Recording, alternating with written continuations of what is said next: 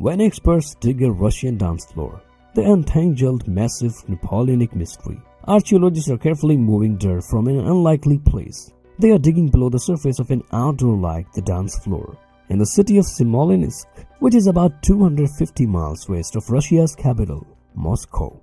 They are about to find will solve a 200-year-old mystery about Napoleon Bonaparte's failed invasion of Russia. When experts dig up a Russian dance floor, they solved a huge Napoleonic mystery. Let's find out in this video. In the summer of 2019, a group of French and Russian archaeologists was digging a park in Smolensk. What they found would help solve a long-standing mystery about General Charles-Étienne Godin, one of Napoleon's favorite senior military leaders and one of the most successful in battle. Godin was one of the many generals who served Napoleon in seemingly endless campaigns across Europe. But he was an exceptional leader and one who was particularly ruthless. The towering Victory Arch at the end of the Avenue des Champs-Élysées says, "We'll be back to those archaeologists and small things in their starting discovery soon." But first, let's get to know the man at the center of our story, Charles Eyre. His fancy name tells us right away that he was born into France's aristocracy. He was born in 1768, when King Louis XV was still in power. 60 boys from wealthy families and 60 scholarship students from poor aristocracy made up the school roll of 120. In such a small academy, Napoleon came from a background that was not well known. But he was very talented. Napoleon and Godin probably knew each other because there were only about 18 months between them in age, with Godin being older in the years to come. The relationship between the future general and the future emperor would be central of Godin and his ultimate fate. As we'll see, Godin finished his school in 1782 and joined the King's Guard before becoming a second lieutenant in an infantry regiment. Even when French Revolution happened in 1789, Godin stayed in the army. The Battle of Austerlitz was between Napoleon's forces and those Prussia's King Frederick William III. It was fought in Saxony, which is now in Germany. About 122,000 Frenchmen fought against about 140,000 Prussians and Saxons. Since the Russians just had allied with the Prussians, Napoleon wanted to fight the Prussians before they could join the Russians. Yes, Godin's men kept the fighting and stopped an enemy counterattack.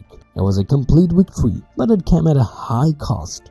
About 40 soldiers in Godin's division were killed, and the general himself was badly hurt, but he made a full recovery. This allowed him to lead his winning troops into Berlin. A few weeks after the Battle of Austerlitz, so good. He continued to have military success over the years and was given many honors by the grateful emperor. Also, he has heard again at the Battle of Wagram in 1809, when Napoleon's forces beat an Austrian army in a very bloody battle. With 3 lakh men, he got 4 gunshot wounds there. In his History of Napoleon's 1812 trip to Russia, which was published in 1825, French historian Philippe Paul Sager wrote about how people reacted. He wrote that when the emperor heard about this misfortune, he stopped all decisions and action. Everyone was shocked, and the victory at Valiotino didn't seem like much of a win anymore. The next day, Napoleon went to see Godin in the hospital. He was said to have asked doctors to cut off Godin's most badly hurt leg to save his life. He stayed to watch the operation, but the gangrene took over Godin's wound. Napoleon wrote a glowing memorial of Godin in his 14th bulletin. According to the Foundation of Napoleon website, the emperor wrote that the General Godin was one of the army's most distinguished officers and that he was admired for his moral qualities as well as his bravery and intrepidity. Napoleon also sent Godin's wife a letter of condolence in which he said, "I share your sorrow.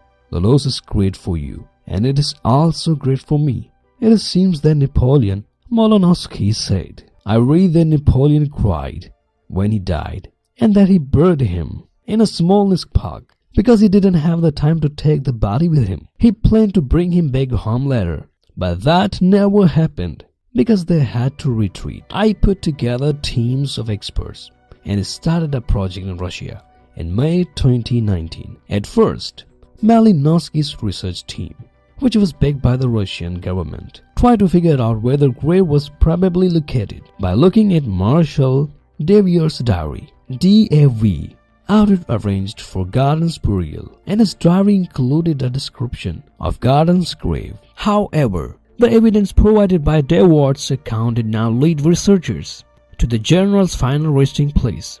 Next, the researchers looked at the other documents about the general's burial. One of these was an eyewitness account of general's burial. This led them to the outdoor dance floor we talked about earlier. And sure enough, digging below the surface of his Smolensk Pavel, Gardner was 44 when he died, and his skeleton was missing a leg. This was a good sign, but it was enough to prove that the team had found Gardner's grave. Thousands of people died during the French invasion of Russia, and many of them probably lost limbs. Malinowski knew he needed more proof to be sure that Gardner's body had been found. He came up with a daring plan and put some teeth and a piece of a skeleton's femur in a suitcase and took to fly to Marseille, France. It was a scary trip, and Malinowski told CNN that it's not often that someone travels with human remains in their suitcase. When Malinowski got back to France, he gave the bones to a DNA expert in Marseille for testing to prove that the bones belonged to Gardner. They were compared to the remains of some of the general's relatives. Getting samples from Gardner family wasn't as hard as finding the generals himself, because they have a crypt in French town of O, as he told the radio network France. Blue November 2019, and the DNA fits 100. There's no longer any doubt. So it looks like Malinowski did exactly what he set out to do. His team found General Gardner remains, which had been lost in Smolensk for more than 200 years. A happy Malinowski said, "This is the best day of my life. Napoleon was one of the people to see him alive, which is important, and he was the first general from the Napoleonic era that has been found." Alberic Dorinians, a descendant of General Gardner, was also happy about the discovery. He told the Daily Graph, "This is the man who stood up to Persians at the Battle of Austerlitz. He deserves a national tribute." Dorinians added that he would like his famous ancestor to be reburied Alice Invalides in Paris, which would make sense since that's where Napoleon is buried. Thank you for watching, and don't forget to like and subscribe to the channel. See you in the next video with more amazing updates.